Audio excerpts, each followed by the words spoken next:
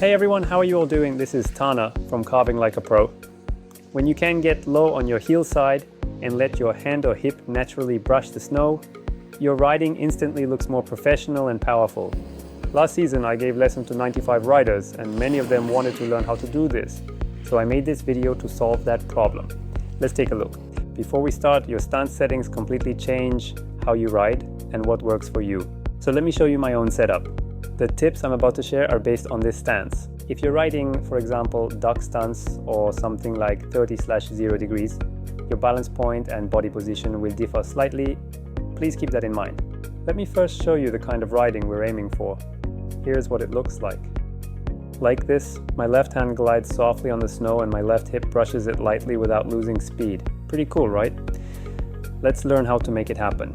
About 80% of people who can't touch their hip or hand during a Heelside carve don't flex and extend their ankles, knees and hips enough. In simple terms, they ride standing too tall, almost stiff like a pole. And another common cause is having little body lean. They can bend their joints, but they do it by crouching, not by leaning their whole body into the turn.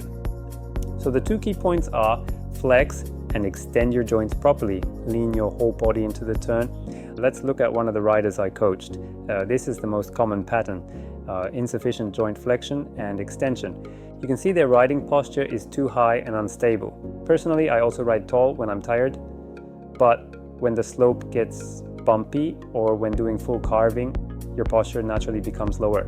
So what does a high posture mean? Your center of mass, usually around your navel or slightly below it, ends up too high when you're standing upright. If you flex your joints, in other words, crouch down a bit, you can lower your center to around your knees. This reduces instability because a lower stance makes balance easier. Riding tall is fine in general, but if your goal is to do a hand or hip slide, you simply can't touch the snow from a high posture. Then I thought about why so many riders don't flex their joints enough. It's usually because they think they are, but in reality, they're not. People tend to overestimate how much they bend. Take a look at this comparison. In the left photo, the knees and hips are barely bent, but in the right photo, you can see a clear difference. Both joints are flexed much more deeply. First, your ankles. Lift your toes slightly. Stand on your heels. There's no real term for heel standing, but think of it as the opposite of tiptoe. By flexing your ankles upward and leaning against the high back, you can get your board on edge more easily. Next, your knees. This is the crucial part. Even if it looks like the front knee is bent, in this posture, I'm actually extending my front knee. Many riders misunderstand this. They crouch down, bringing their hips closer to the snow, but that creates multiple problems. By extending your front knee, you can press the board and let it rebound, which helps the board glide and transition smoothly. You need to keep that in mind. It's essential for edge control too. Without extending your front knee, the board won't stand up on edge properly. However, if you straighten it completely, like locking your knee, you won't be able to recover and you might drag your rear leg or lose control. So yes, extend your front knee, but not fully straight. If you look at this diagram, you can see the knee line and the hip line are not perfectly straight. That means the knee is still slightly bent even when extended. Next, your hips. You need to hinge at your hips in the direction of the turn. If you don't hinge, your upper body will fall outward.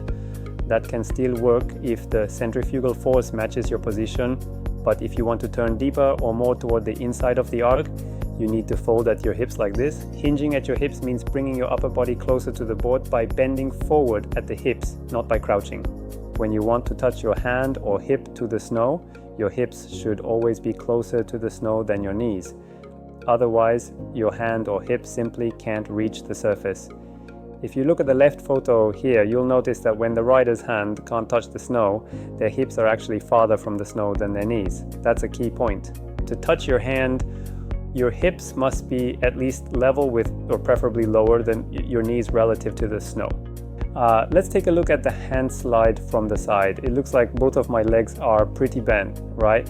The back leg, my right leg, is internally rotated, so it bends the most. The front knee is extended, but not fully straight.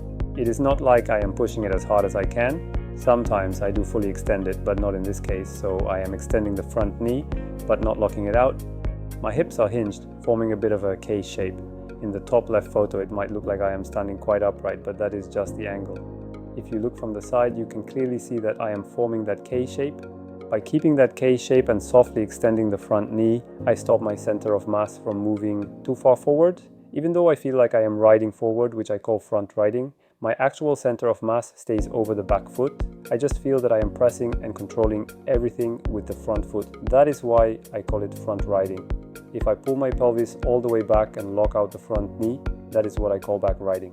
In both styles, the center of mass stays behind, but the way I distribute my weight and control the board feels completely different. Now let's move on to the second main reason people can't touch their hand or hip.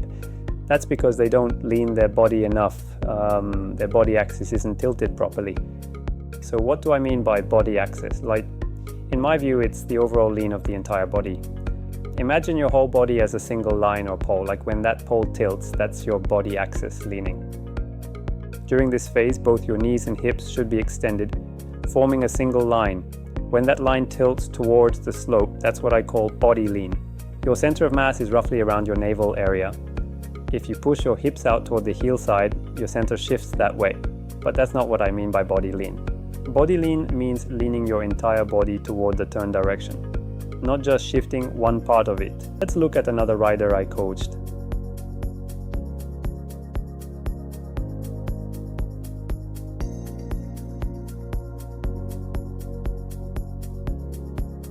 This rider can flex his knees and hips very well and can get low easily. However, even with that, he can't perform a hand slide. If you look closely, he is trying to touch the snow, but his hand barely makes contact. He can bend his knees and hips deeply, but because he is just crouching in place, his upper body leans toward the toe side. As a result, the board flattens and the weight shifts toward the toe side instead of staying on edge. When you try to edge simply by crouching, you're basically using your thigh muscles to resist the turning force. You're fighting the snow with muscle strength instead of flow and lean. This may work at low speed, but when you go faster or ride steeper slopes, it just doesn't hold up. So instead of relying on your thighs, use your body lean. Think of it like riding a bicycle. When you have enough speed, you don't fight the turn, you just lean and flow. If you look at this example again, you can see that the rider's hips are too far toward the toe side. That's why their hand can't reach the snow. For proper balance and power transfer, your main center of mass should stay roughly above a line that's perpendicular to your board's edge angle. In the photo, when the rider crouches and moves their hips toward the snow, their center of mass actually shifts inward, away from that perpendicular line. To keep balance, they move their head and hands toward the toe side, which flattens the board even more and reduces edge grip. Ideally, your belly button should stay closer to this perpendicular line to the edge. That way, your weight is transmitted efficiently to the board. Right now, this rider is pushing their hips back and covering too far forward with the upper body.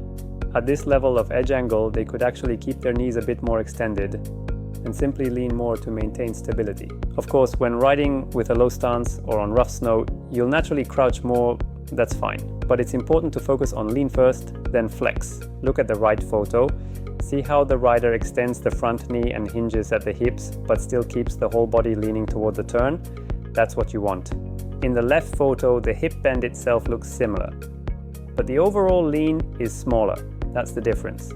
So if you extend your knees a little more and lean your upper body toward the inside, you'll get a shape closer to the right photo. In this particular case, the right photo also shows more knee bend, and you can see the rider's hip almost touching the snow. That's a proper hand slide ready position. Of course, the form isn't always identical. Depending on the slope angle, snow quality, or bumpiness, I adjust my front knee slightly each run. For example, if the snow is bumpy, I bend my front knee a bit more to absorb the impact. If the surface is smooth and clean, I extend it more to keep speed and flow. To summarize, there are two major reasons why riders can't let their hip or hand brush the snow on a Heelside. 1. Not flexing and extending the joints, ankles, knees, hips enough. 2. Not leaning the body axis properly into the turn. Always remember, start with body lean, then match your joint flexion and extension to that lean. If you just crouch in place, your hips pop out and your weight shifts the wrong way. So always think lean first, then flex. That's the key to staying low, stylish and stable, and mastering the Heelside hand or hip slide. To fix this, I've come up with 3 steps to improve it. We'll go over them in the next video, so stay tuned. If you found this helpful, consider subscribing.